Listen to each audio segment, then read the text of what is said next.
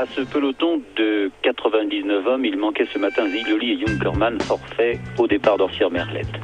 Le parcours d'une course cycliste est parfois capricieux, puisque nous reprenions en sens inverse le chemin suivi 48 heures plus tôt, lorsqu'allait se jouer l'arrivée à Orsières-Merlette. Ainsi, le col de Mans, classé 4e catégorie, était escaladé aujourd'hui en sens inverse et dans un tout autre esprit, l'arrivée étant bien lointaine. Au cœur du peloton, notre caméra est allée poser un œil indiscret sur l'état de santé des invalides. Dianen, qui semble être une véritable publicité ambulante. Gimondi va bien, merci. L'Italien pense à Briançon où l'attendent ses compatriotes. Agostino lui pensait à Van Impe, son vainqueur. Thévenet n'était pas au mieux, le Ventoux lui enlevait une partie de ses forces. Guimard souffre de tendinite aux deux jambes, fruit d'un mauvais réglage de selle. Van Impe, premier grimpeur du Tour, n'a aucun problème. Il est vrai qu'il est assez souvent en danseuse. Quant à Ocaña, c'est le point d'interrogation ce matin. Il a passé une très mauvaise nuit, dormi en tout et pour tout 3 heures et failli abandonner au petit matin, victime d'un point de bronchite. Poulidor discute peut-être de l'état de santé de l'Espagnol avec Eddy Merckx et Van Closter. Le col de Mans est franchi sans encombre, à petite allure, juste ce qu'il faut pour admirer l'un des plus beaux paysages d'Europe.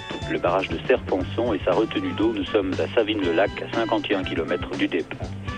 Et afin de mieux apprécier ce panorama, les organisateurs, juste après le barrage de Serponçon, vont faire escalader aux coureurs la côte de Sauze, dans les Hautes-Alpes, classée 4e catégorie. Et là-haut, Van Impe, premier, deuxième Putjens, troisième Abelos, Catio et le peloton dans l'ordre. Aucune avance sensible pour les 4 hommes de tête, qui préfèrent d'ailleurs attendre sagement les premières difficultés. Et c'est encore un peu plus tard un brin de tourisme, avec les célèbres demoiselles coiffées qui vont regarder passer le tour sans pour autant tirer leur chapeau aux valeureux.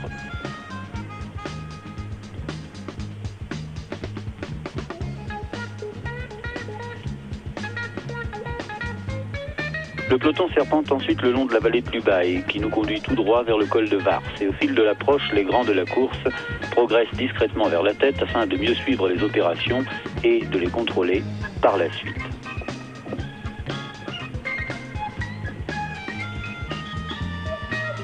C'est déjà Vars. Les premières rampes, au train. Et dans ce groupe de tête, les équipiers de Merckx. Il y a De Schoenmaker, il y a Huysmans, il y a Van den Bosch, il y a Thévenet qui est là, et puis Merckx bien évidemment, avec Ocaña qui ne quitte pas d'une roue, d'un regard. Zoutmel qui semble peiner et qui regarde le braquet d'Ocaña. Le 22 ici. Zoutmel avec Ocaña, c'est que Merckx n'est pas très loin. Thévenet est là aussi. Et ces terribles équipiers de Merckx, à Huysmans en tête, qui font le forcing. Première rampe, premier lâché, la Bourdette a mal à un genou, il ne peut grimper d'une seule jambe, il sera un peu plus tard forcé à l'abandon. Quant à Guimard et Hézard, ils ont un principe, monter à leurs mains, à leur rythme, et l'on sait depuis quelques jours que ce n'est pas le rythme des purs grimpeurs. Peu importe, puisque Guimard reviendra dans la descente. Ce train, imprimé par les équipiers d'Eddy Merckx en tête, suffoque les non-grimpeurs qui demandent grâce à l'arrière. C'est la méthode employée par le Belge pour rétablir les vraies valeurs du peloton. Restent en tête les meilleurs. Et vous allez voir que Guimard et Hézard n'ont pas dit leur dernier mot. Ils ont pris les premières rampes, je vous le disais, à leurs mains, ils sont lâchés et ils vont réussir à recoller à ce peloton au prix d'un très joli effort. Mais c'est le moment qu'a choisi Raymond Delille pour démarrer. Le sommet est à 2 km, Delille prend ses distances et laisse derrière, à quelques secondes, ceux qui occupaient il y a un instant encore les premières places du groupe du peloton. Zoutmel, Agostino, Van Impe, Martinez, Poulidor, Merckx sont là juste derrière, qui s'observent et se regardent. Au sommet de Vars, au 127e kilomètre et 2109 mètres d'altitude, Delille possède alors 10 petites secondes d'avance sur une dizaine d'irréductibles. Guimard et Hézard ont réussi à revenir. Delille passe seul au sommet, 10 secondes d'avance, alors qu'un peu plus bas, Gimondi va être dans un instant lâché et décroché de ce groupe de tête. Toujours emmené par les équipiers de Merckx. Ocaña est encore là. Poulidor aussi, s'accroche. Agostino, numéro 46. Van Impe, le 32. Et Gimondi qui décroche. Delille est devant. Encore un groupe de tête, et de ce groupe de tête part Agostino, qui démarre au nez et la barbe d'Eddy Merckx, qui saute dans sa roue. Ocaña, qui a du mal à respirer, s'accroche, se dresse et tente de contrer le tandem belgo-portugais. Agostino, Merckx derrière de Lille et, la caméra vous le montre, Ocaña qui lutte. Au sommet de Lille est déjà dans la descente depuis 10 secondes lorsque se présentent Merckx et Agostino. Précédant de même 10 secondes, Ocaña, Zoutmelk, Van Impe, Thévenet, Poulidor, Martinez, sans oublier Van den Bosch. Ezard est à 20 secondes, Gimondi à 55 secondes et Guimard alors à 1 minute. Luis Ocaña va entamer une folle descente, une folle poursuite pour rejoindre de Lille, Merckx et Agostino. Et là, comme dans l'Obisque, ici, il lève la main pour appeler son directeur sportif. Ocaña a crevé, hurle la radio. Ocaña, la malchance, roule sur la jante arrière. Maurice Demure n'est pas loin. Il lui faut se faufiler à 100 à l'heure dans les lacets pour dépanner son leader. Guimard a rejoint Ocaña. Merckx est toujours devant. Et Merckx entend lui aussi hurler par Giorgio Albani, son directeur sportif. Ocaña a crevé. Alors Merckx a entendu. Merckx n'est pas sourd. Et pendant qu'Ocaña est dépanné enfin, il est déjà reparti. Reparti, mais il sera rejoint dans cette descente du col de Var. Merckx part, devinez qui, par le meilleur descendeur actuel du Tour de France, le Français Cyril Guimard, qui a senti là la très bonne occasion. Merckx est encore seul. Guimard ne va pas tarder. Le voici. Et peu avant Guillestre, les deux hommes, l'un en jaune, l'autre en vert, se retrouvent côte à côte pour achever le travail commencé dans l'ascension. 140e kilomètre, Briançon est à 55 km de là, Ocaña, lui, à 50 secondes de retard.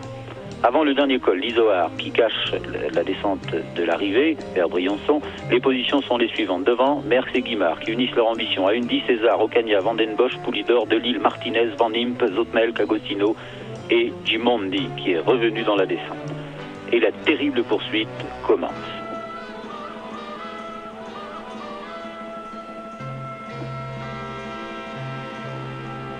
Guimard-Merckx, Merckx-Guimard, 1:20 d'avance. Merckx-Guimard, 1:30, dit la radio. Ocaña lutte d'abord seul. Van den Bosch, équipier de Merckx, casse le rythme et les relais. Il est là en deuxième position. Ocaña roulera ainsi plusieurs kilomètres sans recevoir d'aide. Ses adversaires se souviennent du coup de Royan lorsqu'il avait uni ses forces à celles de Merckx pour distancer et Poulidor et Van Impe et Zoutmelk. 1:35 au bas de l'Izoard. L'écart se stabilise. Agostino et Martinez aident enfin à l'arrière Luis Ocaña. Et c'est l'escalade du dernier col, redoutable montagne, l'Izoard se présente.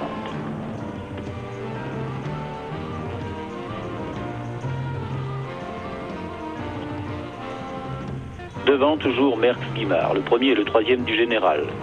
Peut-être pour Guimard l'assurance d'une deuxième place à la Cipale et pour Merckx le jaune qui s'accroche un peu plus à chaque tour de roue à son maillot. À 9 km du sommet, Merckx lâche Guimard. Sans démarrer d'ailleurs, vous allez le voir. Il le lâche au train. Il ne peut aider le Nantais, ni même l'attendre. La meute des poursuivants se rapproche. 1:20, Merckx est renseigné et il veut arriver seul à Briançon. Quelques centaines de mètres en contrebas, Ocaña, Poulidor, Van Impe, Martinez, Agostino vont rejoindre alors que Merckx est à 1:20 devant le petit Cyril Guimard qui avait présumé de ses forces dans l'ascension. Petit par la taille uniquement. Pour la deuxième fois de la journée de ce groupe emmené par Ocaña qui revient sur Guimard, ici Poulidor avec Van Impe et puis Zoutmelk et Agostino.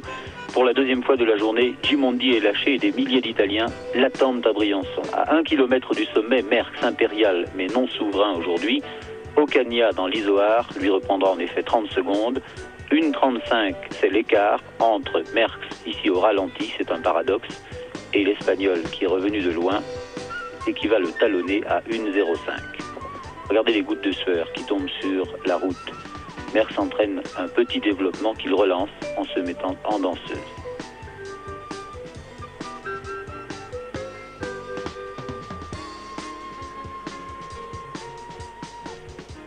Du grand Merckx.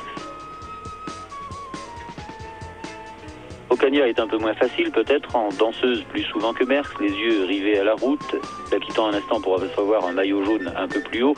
Et au sommet de l'Izoard, à 2361 mètres, Merckx a 1 minute d'avance.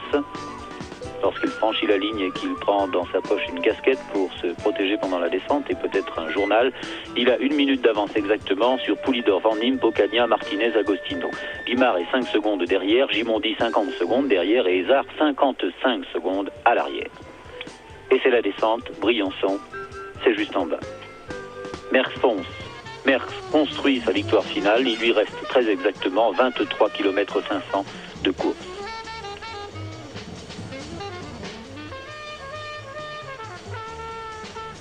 Il va regarder aussi un peu plus haut, là-bas, entre les arbres, ceux qu'il est en train de distancer irrémédiablement aujourd'hui.